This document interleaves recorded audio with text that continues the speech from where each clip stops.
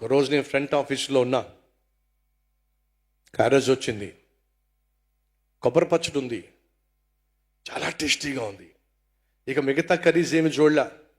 ఆ కొబ్బరి పచ్చడితోనే మొత్తం అన్నం అంతా గడిపేసా, మొత్తం తినేసా. అప్పుడు అన్నా, కొబ్బరి పచ్చడి అచ్చు మా మమ్మీ చేసినట్టుగానే ఉంది అని చెప్పన్నా. తీసుకొచ్చిన సహోదరుడు నవ్వాడు. నవ్వుతున్నావు ఏంటని అడిగా. ఈరోజు మార్నింగ్ అమ్మ వచ్చారు, అమ్మే చేశారు. వినండి తమ్ముళ్ళు చెల్లెళ్ళు, తల్లి వంటకాన్ని నాలుక కూడా జ్ఞాపకం పెట్టుకుంటుంది. 20 సంవత్సరాలు కానివ్వండి, 30 సంవత్సరాలు కానివ్వండి, 40 సంవత్సరాలు కానివ్వండి, అమ్మ చేతి వంట అమ్మ చేతి వంటే. దాన్ని మించింది ఈ ప్రపంచంలో మరొకటి లేదు. ఇంత చెప్పినా మరి మీకు అర్థమవుతుందో లేదో నాకు తెలియదు.